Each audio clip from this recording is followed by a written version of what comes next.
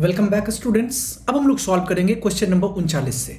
यहां आपसे क्वेश्चन में पूछा गया कि आकृति में एक वृत्त की दो जीवाएं ए बी और सी डी परस्पर पी बिंदु पर प्रतिच्छेद करती है। ओके, तो सिद्ध कीजिए कि त्रिभुज एपीसी मतलब ये त्रिभुज और त्रिभुज डीपीसी मतलब ये त्रिभुज, डीपीबी मतलब डीपीबी ये त्रिभुज और ये त्रिभुज समरूप होगा। और सेकंड में आपको सिद्ध करना है एपी गुने पीबी बराबर सीपी गुने डीपी होगा। अब कैसे सिद्ध होगा यहां पे समझो। सबसे पहले देखो कि हमें दो त्रिभुज को अगर समरूप सिद्ध करना है तो कोई दो संगत कोण बराबर करना होगा। हम लोग पहले में आ जाते हैं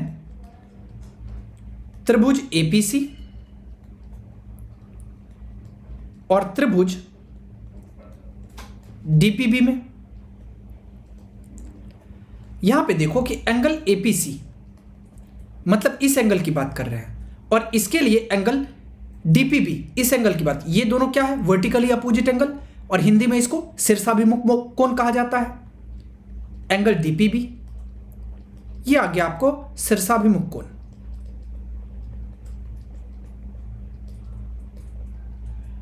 शीर्षाभिमुख कोण।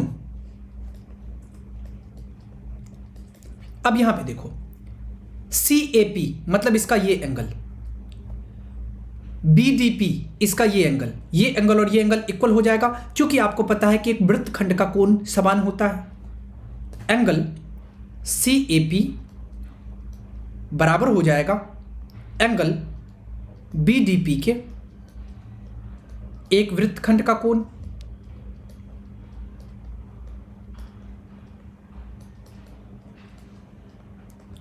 हम लोग कह सकते हैं AA समरूपता से, इसीलिए AA समरूपता से त्रिभुज APC समरूप हो जाएगा त्रिभुज DPB के। अब दो त्रिभुज अगर समरूप होता है, आपको पता है कि संगत भुजाओं का अनुपात बराबर हो जाता है। यहां से हम लोग कह सकते हैं AP और बट्टा DP बराबर हो जाएगा CP और बट्टा PB के, या इसको क्रॉस मल्टीप्लाई करेंगे तो AP को PB से मल्टीप्लाई कर लो, CP को DP से मल्टीप्लाई कर लो। यही तो आपको प्रूफ करना था। AP इंटू PB बराबर आ गया किसके? CP इंटू PD के। अब हम लोग चलते हैं क्वेश्चन नंबर 40 पे। 40 नंबर क्वेश्चन में पूछा गया कि आकृति में एक वृत्त की दो जीवाएं AB और CD परस्पर P पर प्रतिच्छेद करती है। दो जीवाएं AB और CD P पर प्रतिच्छेद कर रही है। सिद्ध कीजिए कि त्रिभुज PAC समरूप है PDB के। अब PAC और PDB ये समरूप सिद्ध करना है, और इसके बाद PA इंटू PB बराबर होगा PC इंटू PD के। अब समझने की कोशिश करो। यहां पे हमें क्या करना है? पहले PAC को समरूप करना है PDB के साथ। त्रिभुज PAC और त्रिभुज PDB में यहां पे समझो कि एंगल APC और एंगल APD दोनों के पास एंगल P है, मतलब उभयनिष्ठ हो गया, जिसको हम लोग कॉमन कहते हैं। एंगल APC बराबर हो गया एंगल BPD के, उभयनिष्ठ।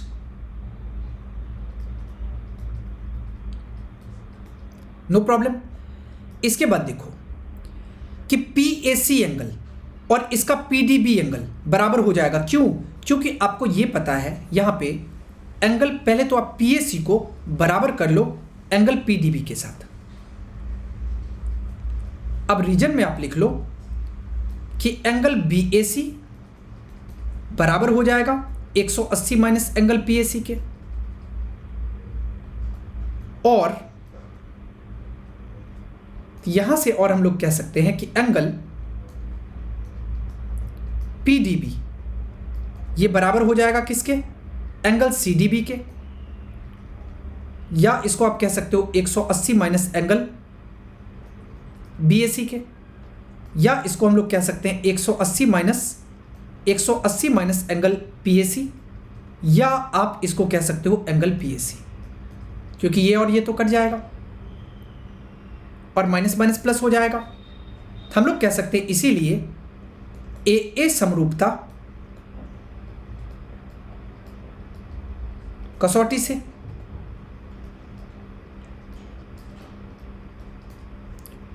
त्रिभुज PAC समरूप हो गया त्रिभुज PDB के। अब आपको यह पता है कि अगर दो त्रिभुज समरूप होगा तो संगत भुजाओं का अनुपात बराबर होगा।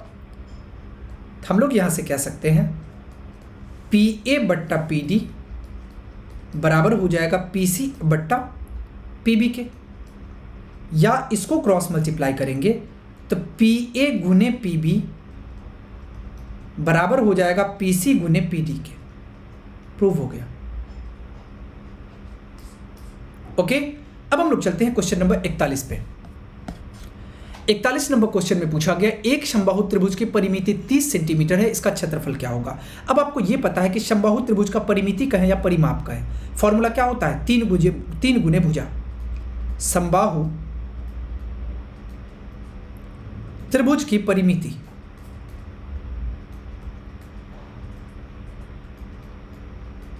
और ये हमें दिया गया है कितना, 30 सेंटीमीटर, और इसका फॉर्मूला क्या होता है, 3 गुने भुजा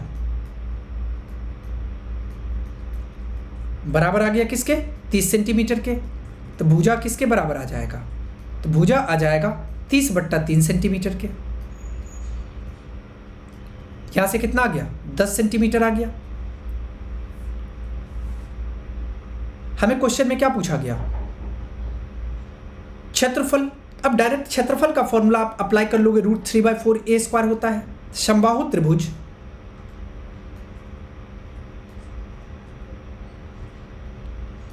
का क्षेत्रफल फॉर्मूला होता है √3/4a² मतलब भुजा स्क्वायर। यहां से आप कह सकते हो √3 बट्टा 4 अगुने भुजा कितना है 10, तो 10 का स्क्वायर। यहां से आ जाएगा √3 बट्टा 4 गुने 10 का स्क्वायर करेंगे तो 100 आएगा। 4 एकम 4, 25 चौका 100। यहां से कितना आ गया 25 √3 सेंटीमीटर स्क्वायर। यही आपका करेक्ट आंसर हो जाएगा, क्योंकि हमें पूछा गया था क्षेत्रफल, हमने क्षेत्रफल पता कर लिया। अब हम लोग चलते हैं क्वेश्चन नंबर 42 पे। 42 में आपसे पूछा गया कि एक समलंब चतुर्भुज की समानांतर भुजाएं क्रमशः 16 सेंटीमीटर और 24 सेंटीमीटर है, उसके बीच की दूरी 10 सेंटीमीटर हो तो सम चतुर्भुज का क्षेत्रफल निकालें। अब यहां पे समझो, कहा गया कि ये एक समलंब चतुर्भुज है। ओके, ये रहा समलंब चतुर्भुज।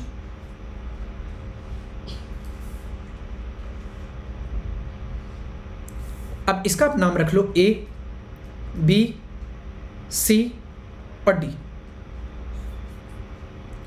अब इसके भुजाओं के बीच की दूरी भी आपको दी गई है, इसको आप M मान लो। और ये कितनी दी गई है, 10 सेंटीमीटर दी गई है। और भुजाएं की बात होगी तो एक दिया गया 24 सेंटीमीटर, एक दिया गया 16 और 24, तो हम छोटा वालों को 16 ले लेते हैं।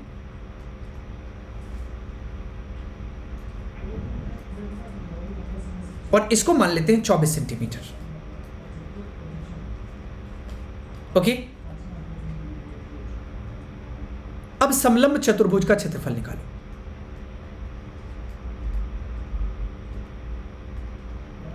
समलंब चतुर्भुज ABCD का क्षेत्रफल बराबर हो जाएगा 1/2 गुने समांतर भुजाओं का योग गुने ऊंचाई। अब समांतर भुजा कितना है, तो AB प्लस CD, समांतर भुजाओं का योग अगुने ऊंचाई, ऊंचाई के जगह पे AM। यहां से हम लोग लिख सकते हैं 1/2 गुने AB 16 आ गया, DC 24 आ गया और AM 10 आ गया। यूनिट आ जाएगा सेंटीमीटर स्क्वायर। इसको हम लोग लिख सकते हैं 1/2 गुने 6 4 10 का 0 कैरी 1, 2 1 3 1 4 और ये 10 आ जाएगा सेंटीमीटर स्क्वायर। 2 एकम 2, 2 पंचे 10, 4 पंचे 20, ये आ जाएगा कितना 200 सेंटीमीटर स्क्वायर। यही आपका करेक्ट आंसर हो जाएगा। ओके, अब हम लोग चलते हैं क्वेश्चन नंबर 43 पे। 43 में आपसे पूछा गया कि यदि पी क्यू समानांतर आर एस के हो तो सिद्ध करिए कि पी क्यू आर समरूप है त्रिभुज पी ओ आर के। अब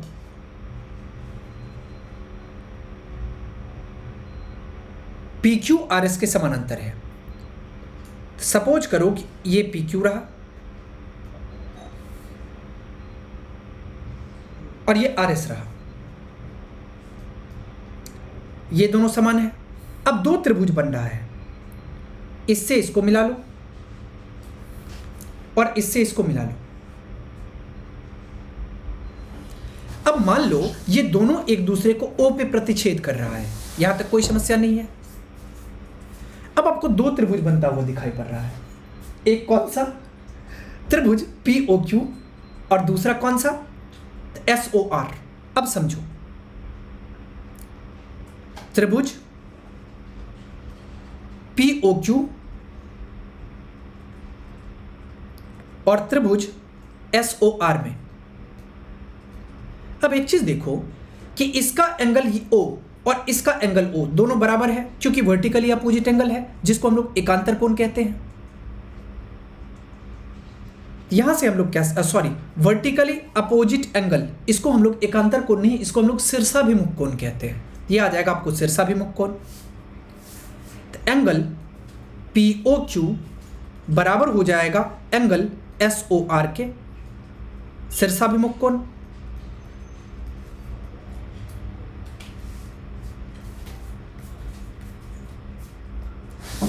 यह आ गया आपको शीर्षाभिमुख कोण। अब देखो, इसका एंगल P और इसका एंगल S, ये आ जाएगा अल्टरनेट इंटीरियर एंगल, जिसको हम लोग एकांतर कोण कहते हैं। इसका एंगल P और इसका एंगल S ये बराबर आ गया। क्यों? क्योंकि ये एकांतर कोण है, एकांतर कोण है। अब आप कह सकते हो AA सिमिलरिटी का यूज करते हुए, मतलब AA समरूपता से, त्रिभुज POQ और ये समरूप हो जाएगा किसके? तो त्रिभुज SOR के। कैसे? तो AA समरूपता से।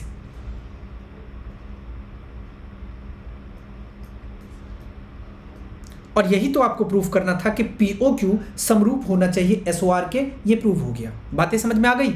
अब हम लोग चलते हैं क्वेश्चन नंबर 44 पे।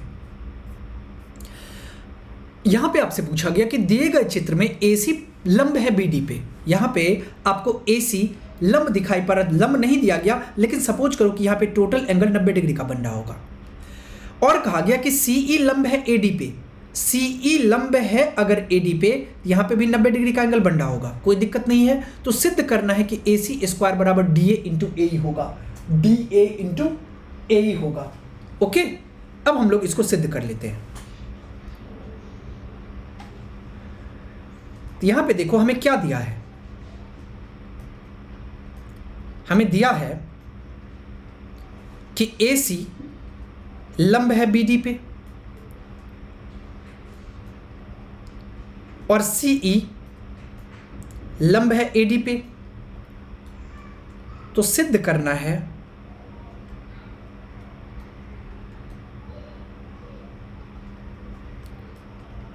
AC स्क्वायर बराबर DA इंटू AE। यही तो आपको सिद्ध करना है। अब हम लोग चलते हैं, इसको सिद्ध करते हैं। अब कैसे सिद्ध होगा, पहले समझने की कोशिश करो। सबसे पहले हम लोग ACE त्रिभुज और ACD त्रिभुज को लेंगे और इस दोनों को समरूप करने की कोशिश करेंगे। अब समरूप होगा तो संगत भुजाओं का अनुपात बराबर होगा, तब हम यहां तक पहुंच सकते हैं। ओके, पहले समरूप कर लेते हैं। त्रिभुज AEC और त्रिभुज ACD में। यहां देखो कि त्रिभुज AEC और इसका त्रिभुज ACD, इसका कोण E और इसका कोण C कितना का है? 90 डिग्री का है। इसके बाद इस त्रिभुज का एंगल A मतलब EAC और इसमें भी एंगल A मतलब CAD, दोनों में एंगल A है, बराबर कॉमन है, इट मीन्स उभयनिष्ठ कोण।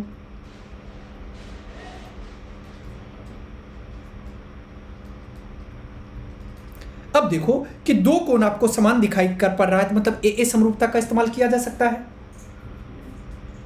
तो ए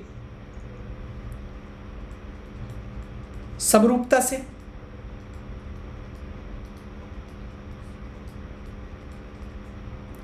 त्रिभुज AEC समरूप हो जाएगा त्रिभुज ACD के। अब बताओ कि जब दो त्रिभुज समरूप होते हैं तो संगत भुजाओं का अनुपात भी साथ ही साथ बराबर होता है। इसका मतलब हम यहां से कह सकते हैं AE बट्टा AC बराबर AC बट्टा AD। अब क्रॉस मल्टीप्लाई कर लो, तो AE का गुना होगा AD के साथ और AC का गुना होगा AC के साथ। इसको हम लोग लिख सकते हैं, देखो AC को AC से गुना किया तो AC स्क्वायर आ गया, और इसको लिखा जा सकता है AD और इंटू AE।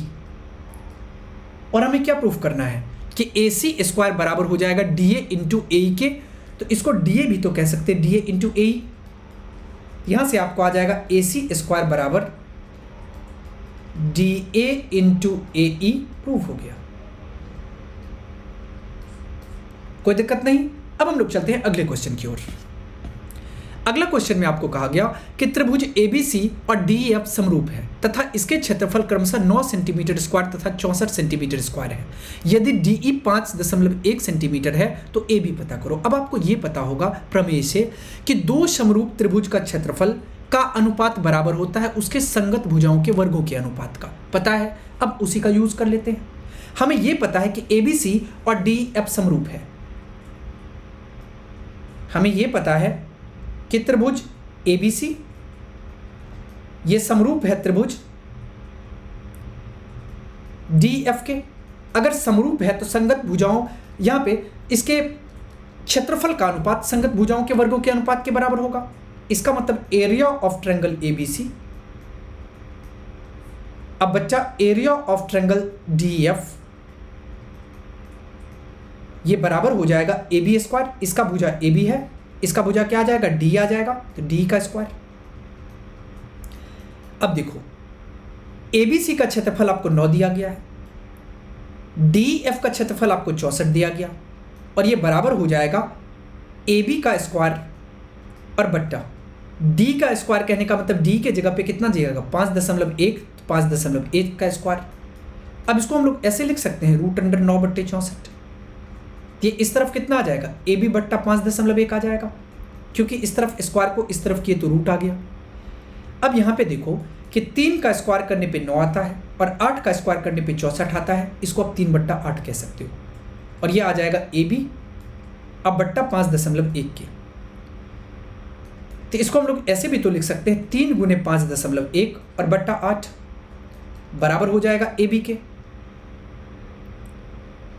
अब काटना तो मुश्किल है, यहां से AB इक्वल टू कितना आ जाएगा, AB आपको आ जाएगा 3 कम 3, 5 3 15 बच्चा 8, 8 कम 8 7 15, 9 8 72, 1 73 और 8 कम 8। अनुमानित आप कह सकते हो कि 1.91 सेंटीमीटर, यही आपका करेक्ट आंसर हो जाएगा। ओके, अब हम लोग चलते हैं अगले क्वेश्चन की ओर। अगला क्वेश्चन में आपको दिया गया है कि दिए गए चित्र में कोण B ज्ञात करिए। अब हमें क्या करना है, कोण P ज्ञात करना है। कोण P कहां पे है, ये रहा कोण P। कैसे ज्ञात करेंगे, सबसे पहले आप ये सोचो, त्रिभुज ABC में आपको दो कोण दिया गया है और आपको पता है कि किसी भी त्रिभुज के तीनों कोणों का सम 180 डिग्री होता है। इसका मतलब ये पता है तो एंगल C पता कर लेंगे, और इसके बाद त्रिभुज ABC को त्रिभुज RQP से समरूप करने की कोशिश करेंगे। अगर समरूप हो जाएगा तो आपको पता है कि दो समरूप त्रिभुज में कॉरस्पॉन्डिंग एंगल वो बराबर हो जाते हैं। यहां से हम लोग कह सकते हैं, पहले आप आ जाओ त्रिभुज ABC में। त्रिभुज ABC में एंगल A, एंगल B और एंगल C, कोण A कोण B कोण C 180 डिग्री आ जाएगा। कहां से, एंगल सम प्रॉपर्टी से। हमें पता है कि किसी भी त्रिभुज के तीनों कोणों का योग 180 डिग्री होता है। अब एंगल A आपको 80 डिग्री का है, एंगल B 60 डिग्री का है और सी आपको नहीं पता, और ये आ जाएगा 180 डिग्री के, जोड़ लो 80 + 60 140 प्लस कोण सी, और ये बराबर हो जाएगा 180 के। यहाँ से कोण सी बराबर हो जाएगा कितना के, 180 - 140 मतलब 40 डिग्री के। सी कितना आ गया, 40 डिग्री आ गया। अब आप क्या करो,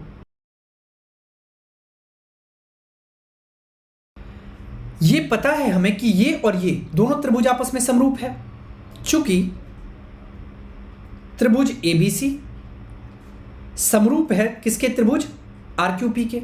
आपको पता है कि संगत कोण भी बराबर होंगे। हम लोग कह सकते हैं कि एंगल C बराबर हो जाएगा किसके, एंगल P के, या आप कह सकते हो एंगल C एंगल P ये कितना का आ गया, 40 डिग्री के बराबर आ गया। यही आपका सही उत्तर हो जाएगा। बातें समझ में आ गई। अब हम लोग चलते हैं अगले क्वेश्चन की ओर। अगला क्वेश्चन में आपको कहा गया कि यदि त्रिभुज ABC तथा DEF समरूप है, यदि AB 1.2 सेंटीमीटर का, D 1.4 सेंटीमीटर का, तो ABC और DEF के क्षेत्रफल का अनुपात निकालना है। अब आपको इतना पता है कि दो त्रिभुज अगर समरूप हो तो उसमें संगत भुजाओं के वर्ग के अनुपात बराबर होते हैं। यहां से क्या पता है कि दो समरूप त्रिभुज में क्षेत्रफल का अनुपात उसके संगत भुजाओं के वर्ग के अनुपात के बराबर होता है। इसका मतलब यहां से हम लोग कह सकते हैं त्रिभुज ABC का एरिया बट्टा त्रिभुज DEF का एरिया, और ये बराबर हो जाएगा AB² और बट्टे DE² के। या आप इसको कह सकते हो त्रिभुज ABC का एरिया बट्टा त्रिभुज DEF का एरिया, और ये बराबर हो जाएगा AB कितना है 1.2, 1.2 का स्क्वायर, DE कितना है 1.4, तो 1.4 का स्क्वायर। अब इसका स्क्वायर करेंगे तो 1.44 आ जाएगा, क्योंकि 12 का स्क्वायर 144 होता है, 14 का स्क्वायर 196 होता है, 1.96 आ जाएगा। इसको आप यहां से हटा लो, ये हमें कितना आ गया 144 बट्टा 196। अब डिवाइड करने की कोशिश करो, ये आपको आ जाएगा 72 दूना 144, 98 दूना 196, 36 दूना 72, 49 दूना 98।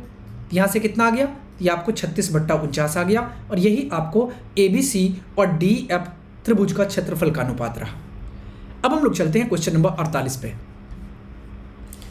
48 नंबर क्वेश्चन में आपसे पूछा गया कि त्रिभुज ABC में भुजाएं AB तथा AC पर दो बिंदु D और E क्रमशः इस प्रकार हैं कि D समानांतर BC के हैं। यदि AD x है, DB x-2 है, AE x+2 है तथा EC x-1 है, तो x का मान निकालें।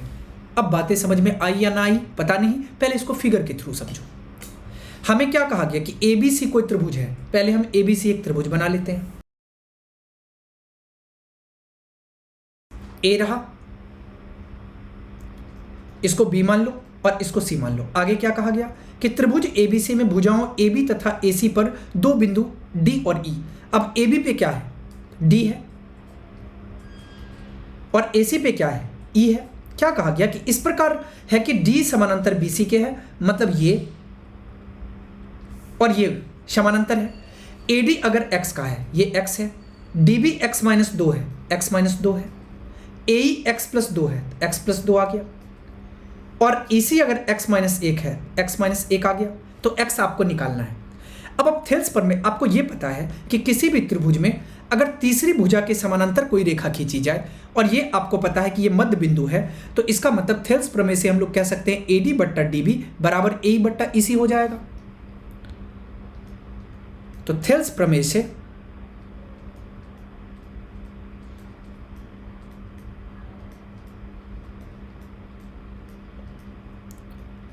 AD बट्टा DB, और ये बराबर हो गया किसके, AE बट्टा EC के। अब AD के जगह पे x होगा, DB के जगह पे x-2 होगा, AE के जगह पे x+2 होगा, EC के जगह पे x-1 होगा। क्रॉस मल्टीप्लाई कर लो, x से गुना होगा x-1 का, और x+2 से गुना होगा x-2 का। x से x को गुना करेंगे x², x से 1 को गुना करेंगे x, और a + b × a - b, formula a² - b² होता है। तो ए स्क्वायर और माइनस 2 का स्क्वायर करने पे 4 हो जाएगा। अब ये और ये कट जाएगा और माइनस माइनस को भी काट दो। यहाँ से आपको x बराबर कितना आ गया, 4 आ गया। हमें क्वेश्चन में क्या पूछा गया था, तो x का वैल्यू पूछा गया था। अब हम लोग चलते हैं क्वेश्चन नंबर 49 पे। 49 नंबर क्वेश्चन में कहा गया कि त्रिभुज ABC एक समद्विबाहु त्रिभुज है। समद्विबाहु कहने का मतलब जिसकी दो भुजाएं बराबर हो, जिसमें AB और AC बराबर है। त्रिभुज के अंदर एक वृत्त इस प्रकार खींचा गया कि भुजा AB को E पर, BC को D पर तथा AC को F पर स्पर्श करती है, तो दिखाएं कि D भुजा BC का मध्य बिंदु है। अब पहले इसका फिगर ड्रॉ कर लो। हमें क्या कहा गया कि ABC एक समद्विबाहु त्रिभुज है।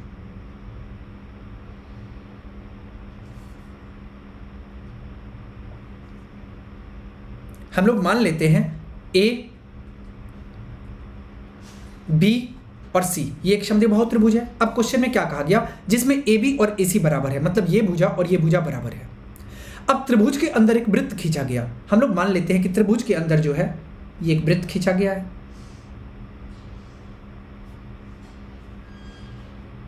ओके, भुजा AB को E पर, मतलब E पॉइंट पे, BC को D पर, D पॉइंट पे और AC को F पॉइंट पर, F पॉइंट पे स्पर्श करती है। तो दिखाएं कि D भुजा BC का मध्य बिंदु है। तो D मतलब पॉइंट D DC का मध्य बिंदु है, ये BC का मध्य बिंदु है, ये आपको बताना है। सबसे पहले आपको ये पता है, यहां पे समझो, यहां पे BD भी क्या है, टेंजेंट है, और B भी क्या है, टेंजेंट है, जिसको हम लोग हिंदी में कहते हैं स्पर्श रेखा। और किसी बाह्य बिंदु से अगर स्पर्श रेखा खींची जाए किसी वृत्त पे तो वो बराबर होती है, ये तो हमें पता है। वृत्त के बाह्य स्थित किसी बिंदु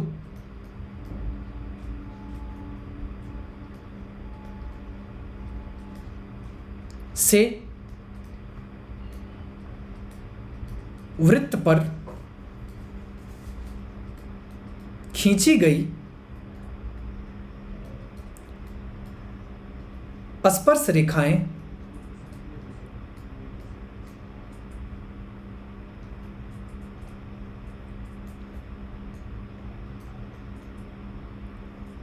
बराबर होती है। ये तो प्रमेय से हमें पता है। यहां से देखो, अगर B बाह्य बिंदु होगा तो BD और BE बराबर हो जाएगा। अगर C बाह्य बिंदु होगा तो CF और BD बराबर हो जाएगा। CF और CD बराबर हो जाएगा। इसको आप ऐसे लिख लो, CD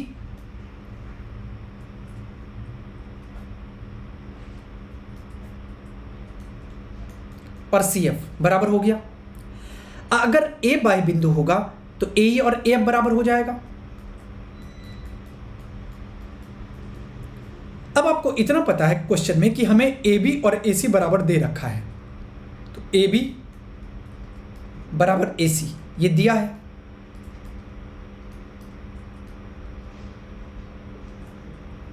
अब AB को क्या लिख सकते हो, AB को लिख सकते हैं AE प्लस EB,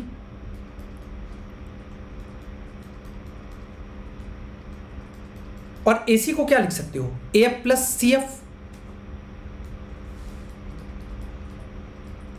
बातें समझ में आ रही है। इसको हम लोग यहां से कह सकते हैं AE। अब आपको यह पता है कि B किसके बराबर है, BD के बराबर है। अगर हम B के जगह पे BD लिखें आपको कोई परेशानी नहीं होनी चाहिए। और AF किसके बराबर है, AE के बराबर है। अगर हम AF के जगह पे AE लिख लें तो कोई दिक्कत नहीं होनी चाहिए। AE प्लस CF किसके बराबर है, CD के बराबर है। इसको अगर हम CD लिख लें तो आपको कोई परेशानी नहीं होनी चाहिए।